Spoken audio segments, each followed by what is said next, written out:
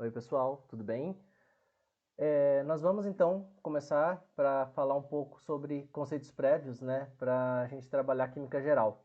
É sempre bom lembrar, né, que conceitos prévios de uma forma bem ampla e para dar o start aí nas discussões que a gente precisa ter sobre algumas coisas que vão ficar como revisão e outras como atualização, né, representação de algumas formas de apresentar ou até mesmo maneiras que a gente tem de expressar alguma ideia química. E outras são questões de conceito mesmo, né? Então, para que tudo isso possa ser viável, a gente vai trabalhar baseado num livro formal, né, oficial da IUPAC, que foi publicado pela SBQ, né, aqui tem a legenda de tudo isso, né, das siglas, inclusive o IUPAC é a União Internacional da Química Pura e Aplicada, e a SBQ é a Sociedade Brasileira de Química. Quem quiser acessar esse livro, né, tem esse QR Code, vai direto para o livro. Quem quiser procurar direto no Google, pode procurar aí por Livro Verde da Físico-Química, né, que vai chegar nesse PDF. Tá? E o que é esse livro? Ele traz para a gente as normas atualizadas de representação, de formas, né, de chamar algumas das grandezas, dentro das traduções e das formalidades atuais. Tá? Então, lá tem a data de atualização deles para algumas coisas que, por exemplo, para nós poderiam ser usuais ou até triviais e já estão desatualizadas, que é o que a gente vai tentar ver um pouco nesse vídeo, tá bom? Bom, então eu vou começar a falar com vocês na forma de algumas questões para que a gente possa discutir esses aspectos, tá? Primeira questão que traz aqui é, qual a forma correta de representar uma molécula de água? Tá? Então, para representar uma molécula de água, a gente tem que lembrar sempre, né, de como é a água, o que seria essa água, né, na composição como um todo. Então, nós temos a água como dois átomos de hidrogênio ligados a um átomo de oxigênio. Essa é a informação e nós ouvimos sempre falar como H2O, tá? Nós não vamos explorar aqui as ligações químicas, que não é esse o nosso objetivo, mas para a gente ter essa informação, a gente tem as ligações químicas dessa maneira, né? O oxigênio ligado a cada um dos hidrogênios por simples ligações. Então, isso quer dizer que nós temos dois hidrogênios e um oxigênio, formando então essa molécula, de forma que a gente tem que representar a molécula no que a gente chama de fórmula molecular. Tá? O que a fórmula molecular nos diz? A fórmula molecular só nos diz quantos átomos estão presentes de cada um para compor aquela molécula. Não nos fala sobre ângulo de ligação, tipos de ligação, nada disso. Tá? Então, essa aqui nós temos a fórmula estrutural. Tá? Bom, e aí a questão é, tá, nós temos então a molécula de água como H2O. E como é que esse H2O fica? Né? Duas possibilidades aqui já são excluídas porque talvez nunca foram aventadas, ou se foram, né, elas estão incorretas, que é o 2 sobrescrito, então quando ele está para cima a gente chama de sobrescrito, e o 2 subscrito entre parênteses, tá bom? O parênteses vai aparecer para outras funcionalidades, para outros objetivos, mas não para esse aqui. E aí nós temos a possibilidade de representar o H2O. Essa maneira de representar aqui o H2O, ela é textual para quando a gente vai fazer uma busca rápida, né? A gente vai lá no Google e digita H2O, tá? Para ter algumas informações. Mas ela é uma forma incorreta de representação. A única forma correta de se representar uma molécula é essa maneira aqui, onde a gente tem os índices subscritos de composição. Percebam o seguinte, nós temos aqui H2O, dizendo que nós temos dois átomos de hidrogênio e um átomo de oxigênio, né, para compor essa molécula. O 1, ele não precisa aparecer, tá? Não precisa e usualmente ele não aparece. Agora, é importante saber que, se nós falamos de duas águas, três águas, cinco águas, nós não podemos modificar esses índices, nós chamamos esses números de índices. Nós não podemos colocar um 2 a mais ou um 3 a mais, nada disso. O que nós podemos é multiplicar, entre aspas, né, multiplicar, colocar o número na frente da molécula. Tá? Então é isso aqui que a gente faz. Três águas, por exemplo. Isso a gente vai usar muito em outros momentos, mas isso aqui é a única forma correta que nós temos para a representação, tá bom? Outra questão é, qual é a representação correta para os estados de agregação dos compostos? Então, só para lembrar, né, quando a gente fala em estados de agregação, a gente está falando de sólidos, líquidos, gases, né, a forma como essas substâncias vão se apresentar. Então, nós temos lá, né, a possibilidade de ter o S para sólidos, o L para líquido e o G para gasoso. Também existe uma possibilidade de colocar o aqui, que é quando a gente tem uma substância em solução aquosa, né? Então, quer dizer que está em fase aquosa. Então, o sistema aquoso. Bom, uma das representações não existe de qualquer maneira, tá? Que é essa aqui sobrescrita, né? Então, quer dizer, com o índice, com a representação do estado de agregação para cima, né? Acima da fonte normal. Então, essa aqui já está incorreta. Essa representação aqui, com a setinha, já existiu, tá? Mas ela há muito tempo já caiu, né? Não é mais utilizada, então se as literaturas apresentam isso ainda, elas são as literaturas muito antigas, né? As literaturas atuais já não trazem mais essa representação há muitos anos. E agora nós temos aí um momento de, talvez de surpresa, porque muitos livros trazem essa representação com o índice subscrito, tá? Mas esse índice já está incorreto também. A forma correta de se representar é tudo na mesma fonte, tá? Sem sobrescrito ou subscrito. Então, o sólido, o líquido, o gasoso ou o aquoso ficam na mesma fonte da substância, tá? É importante destacar isso, que não é alguma coisa de 1 ano ou 2, é de bastante tempo, tá? Se vocês olharem nesse livro que eu coloquei no começo ali como referência, a gente tem esse material já atualizado há muito tempo, onde não se usa mais, por exemplo, né, água subscrito líquido, tá? A gente representa a água e na mesma fonte o líquido, tá? Então todos eles são entre parênteses e no mesmo tamanho de fonte. Tá? Então isso aqui já é muito comum, já deveria ser muito comum e já deveria estar em todos os livros atualizado. Então os livros que apresentam subscrito, eles já estão com a representação incorreta, tá bom? Uma molécula de água tem o quê? E aí é para a gente lembrar das denominações importantes, que são quem é átomo, quem é molécula, tá? Uma molécula, ela tem átomos ligados entre si. A gente já desenhou lá, né? Oxigênio, hidrogênio, hidrogênio, tá? E aí vai falar assim, tá, mas a gente tem como mensurar uma molécula? A gente pode extrapolar alguns dados experimentais para chegar a uma molécula, tá? Mas geralmente a gente trabalha com mais de uma molécula, a gente já vai falar dessas grandezas. Então, uma molécula não tem como ter moléculas de hidrogênio, não tem como ter moléculas de oxigênio, tá? Quando a gente fala em oxigênio molecular, não é o oxigênio sozinho. O oxigênio molecular é a molécula de oxigênio, é essa aqui. É o oxigênio ligado a ele mesmo, tá? O oxigênio sozinho é o átomo, então não podem ser moléculas, nem de oxigênio, nem de hidrogênio. Se fosse molécula de hidrogênio, é o H2, tá? Então isso aqui é uma molécula, isso aqui é uma molécula, né? O oxigênio ligado ao oxigênio, o hidrogênio ligado ao hidrogênio. Mas a gente está falando da molécula de água. Então, a molécula de água, H2O, tem 2 átomos de hidrogênio e 1 átomo de oxigênio, que é essa primeira colocação.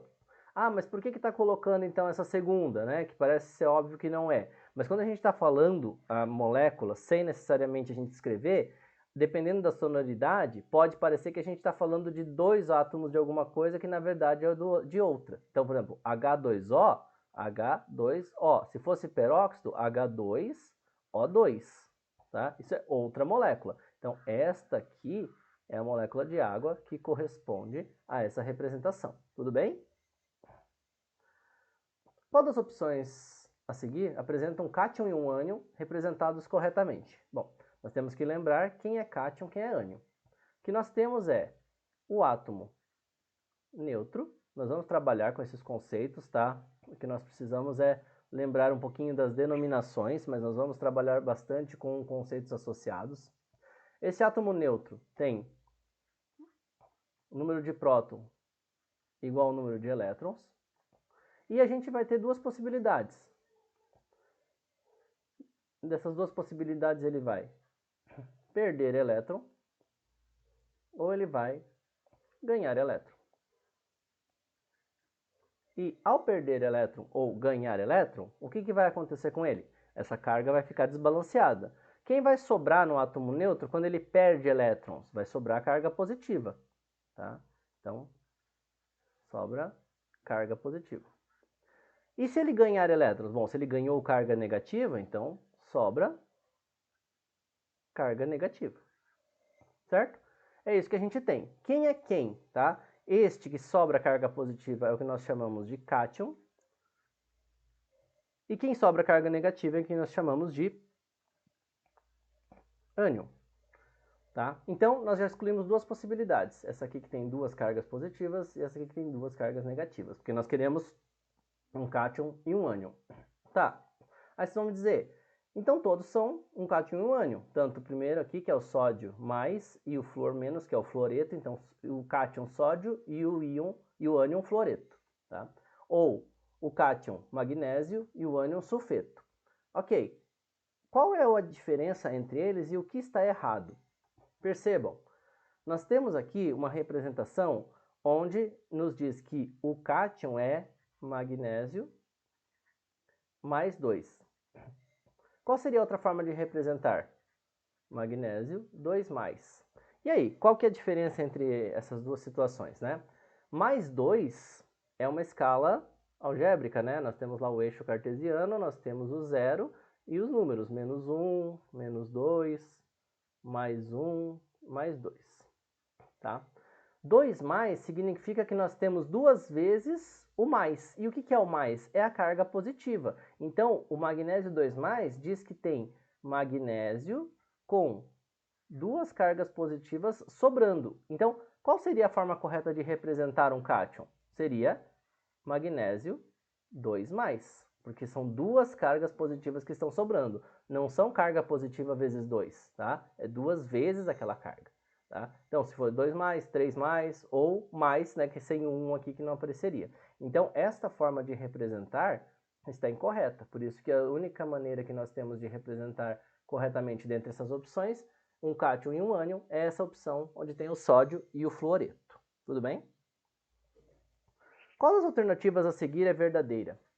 Todos os átomos têm sempre o mesmo número de prótons e elétrons? A tabela periódica é organizada pelo número de massa?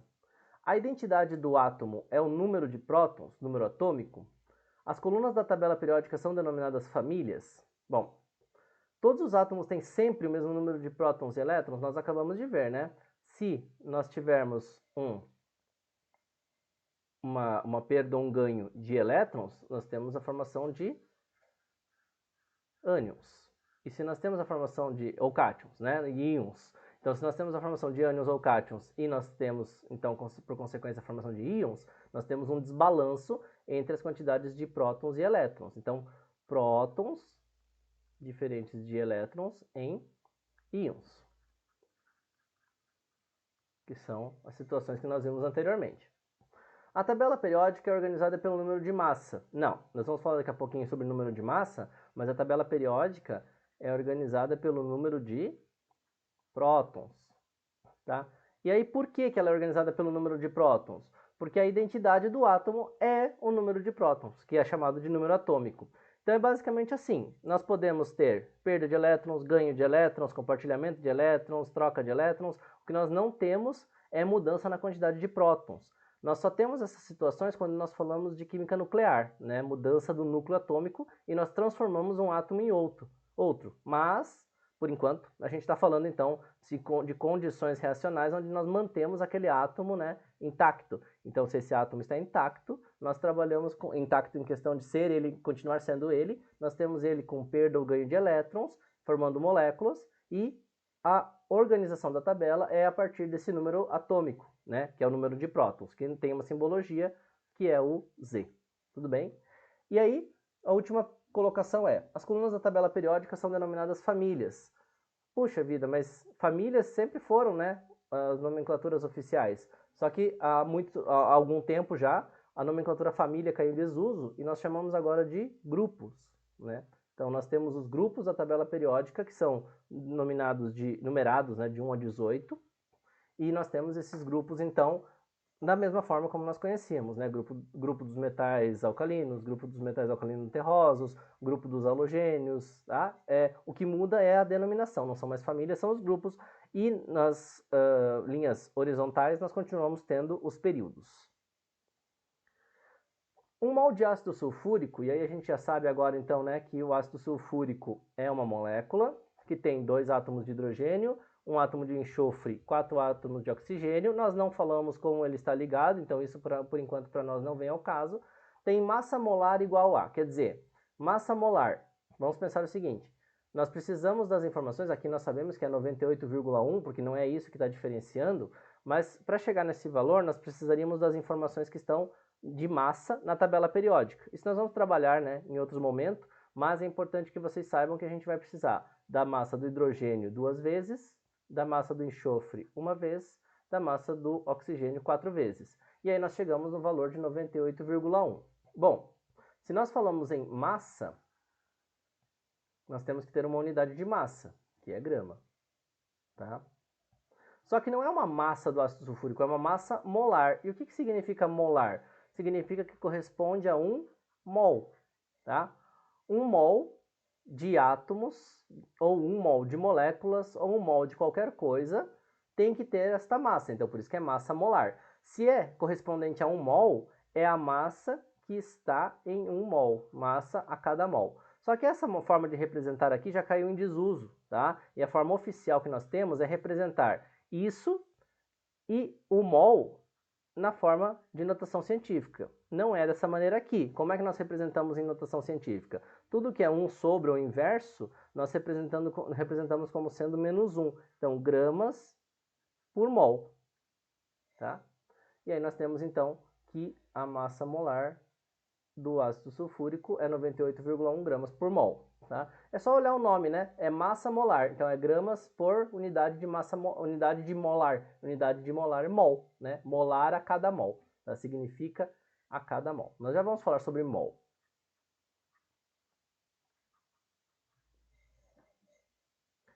E o que é esse mol, né? Vamos tentar lembrar aqui qual é o conceito de mol. Um mol é como se a gente estivesse falando, por exemplo, nós temos uma dúzia. Uma dúzia, 12. Nós falamos um cento, 100. E se nós falamos um mol? Um mol é uma quantidade para coisas muito pequenas, mas muito pequenas mesmo. E essas coisas muito pequenas, como são os átomos, como são as moléculas, nós usamos esse número que é o número de Avogadro, que é 6,02 vezes 10 a 23. Significa que nós temos os 6 e 23 zeros na composição, tá? Isso aqui nós estamos na grandeza do sextilhão. Então é muita coisa, tá? Então quer dizer que nós temos 1 mol, por exemplo, de átomos, nós temos esta quantidade aqui de átomos, tá? Nós temos essa quantidade aqui de moléculas. Nós poderíamos ter quantidade de qualquer coisa, mas nós não temos essa quantidade suficiente para ter uma ideia. Por exemplo, não existe 1 mol de pessoas, né? Nós não temos como mensurar isso porque não tem essa quantidade, né? Então, o que tem essa quantidade? Átomos, moléculas. E aí vamos voltar um pouquinho no exercício anterior, que a gente falou que a massa molar do ácido sulfúrico é 98,1. Tá, então quer dizer que 1 mol de ácido sulfúrico tem 98,1 gramas, aproximadamente 100 gramas. Em 100 gramas de ácido sulfúrico, que 100 gramas é algo bem fácil de se medir, né? Você pega lá uma balança e coloca num recipiente 100 gramas tranquilamente de ácido sulfúrico, nós temos essa quantidade aqui, 6,02 vezes 10 a 23, de moléculas de ácido sulfúrico lá dentro. Então percebam como a gente está falando de coisas muito pequenas, né? De tamanho lá dos angstroms, né? Então, que é 10 a menos 10, tá? Então, percebam que é algo muito pequeno para que a gente possa ter uma viabilidade de contar, né? Nós trabalhamos, então, ao invés de colocar com as moléculas, nós trabalhamos com 1 mol. E aí, é importante que a gente trabalhe algumas questões sobre unidades, tá? Quando a gente fala em unidades, nós temos que lembrar o seguinte, que nós temos a unidade representada e nós temos a grafia por extenso dessa unidade, tá? Cada uma delas tem um erro, exceto uma. Então, vamos dar uma olhada aqui. Primeiro, este é o clássico, né? Kelvin é uma temperatura absoluta E Kelvin, por ser uma temperatura absoluta, não é em graus, né? Então nós temos aqui o Kelvin, e que vai né, até o zero absoluto, que seria a menor temperatura possível, e nós temos os derivados, que são as temperaturas relativas, em graus Celsius e graus Fahrenheit. Tá? Claro que toda essa conversão é possível de se fazer, mas Kelvin é uma temperatura que nós chamamos de absoluta, né? Uma escala absoluta. Bom, aqui o que está errado no quilograma? Né? Quilograma é um prefixo quilo associado à unidade de massa, que é grama. Quando a gente fala em prefixos, nós temos o prefixo quilo como sendo o K minúsculo. Quando nós falamos do prefixo centi, nós temos o C minúsculo. Então, a representação de quilograma seria correta, quilo minúsculo, grama minúsculo também. Então, quilograma, e não seria o K maiúsculo, tá? Então, quilograma seria assim como a gente faz, por exemplo, centímetro, que é a representação aqui de baixo. E qual que é o erro aqui? Nós estamos colocando um plural na unidade, e não existe plural em unidade, né? Então, por exemplo, é 1 centímetro, 2 centímetros, 3 centímetros. Tá? Na escrita, na grafia por extenso, é 1 centímetro, 2 centímetros e 3 centímetros.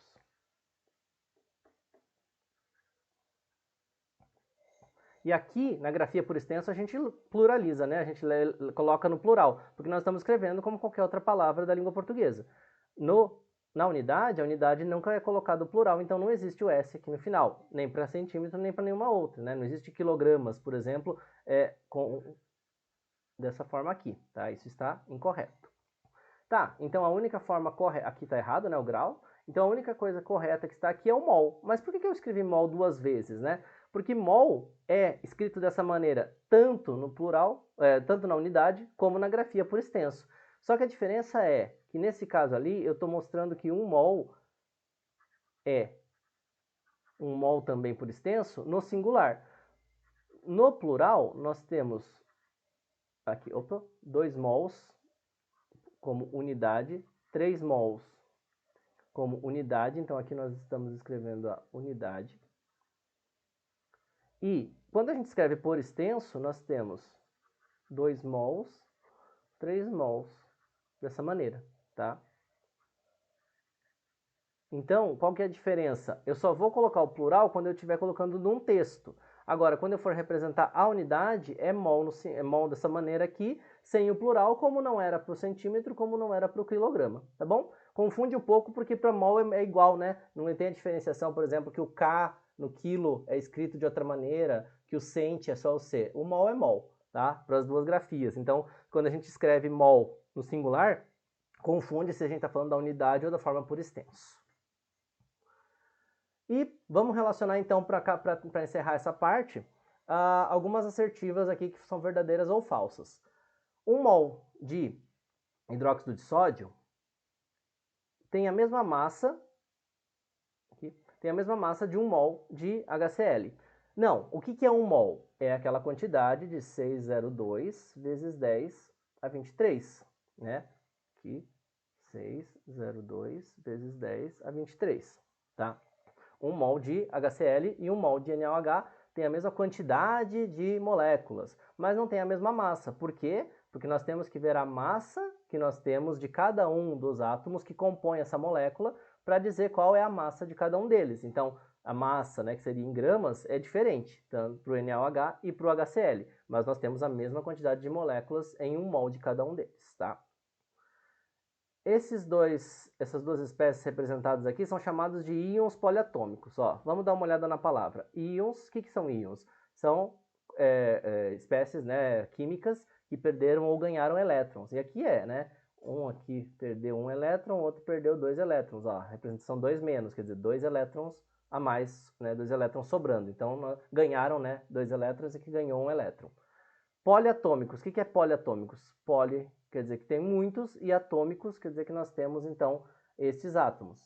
O átomo de nitrogênio e o átomo de oxigênio, o nitrogênio uma vez, o oxigênio 3 vezes, e o enxofre uma vez, o oxigênio 4 vezes. Então, sim, nós temos esses íons, que são íons poliatômicos. Todos eles ganharam elétrons, o NO3- é o chamado nitrato, e o SO4- é o sulfato. Tá? Então, nós temos íons que têm vários átomos, né? Então, corresponde, sim, à assertiva.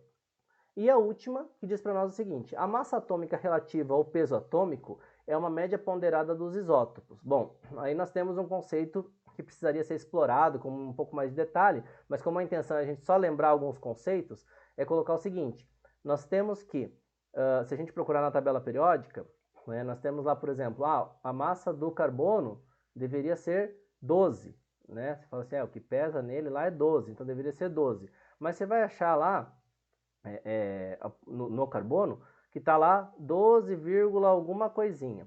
Ué, mas se nós temos o que pesa nele em quantidade são 12, por que é 12, alguma coisinha? Porque nós temos o carbono 12, o carbono 13 e o carbono 14. Tá, e o que é essa alguma coisinha então? O que significa? O que é 12, 13 e 14? Bom, se é carbono, lembra lá qual que é a identidade do átomo, né? O número de prótons. Então todos eles têm o mesmo número de prótons. Agora, o que muda então? O que muda é o número de nêutrons, né? Então, o número de nêutrons é diferente. Muda o número de nêutrons, então nós temos o carbono, que é o 12, o 13 e o 14. Além disso, muda também a disponibilidade. E a disponibilidade que nós temos, esses são os isótopos, né? Então, os isótopos estão aqui representados. A disponibilidade que nós temos de cada um deles é diferente de cada um dos isótopos de outros elementos também. Aqui, né, se a gente fosse colocar, a gente tem, por exemplo, 99,8% de um, aqui 0,1%, né, aproximadamente, e aqui bem menos de 0,1%. Tá? Esses percentuais de abundância, quer dizer, quanto que a gente tem na natureza, fazem com que a gente faça, então, uma média ponderada, que é multiplicar esse percentual por cada um dos números, né, que nós temos aqui de massa, tá? E quando a gente multiplica isso, nós chegamos num valor, 12, alguma coisa. Por isso que é muito próximo do 12, porque é o que mais tem, mas não é 12 exatamente, porque nós temos a contribuição do que a gente chama, né, do isótopo de carbono 13 e do isótopo de carbono 14. Cada um dos elementos tem uma quantidade de isótopos específica e uma abundância específica também, né? Então, não é uma regra de sempre um ter uma quantidade muito maior e a gente pode ter uma quantidade muito parecida de um ou de outro, tá bom? E é isso, galera. Essa é uma aula de revisão, tá? E essa nossa revisão é para a gente começar a trabalhar alguns conceitos de química geral.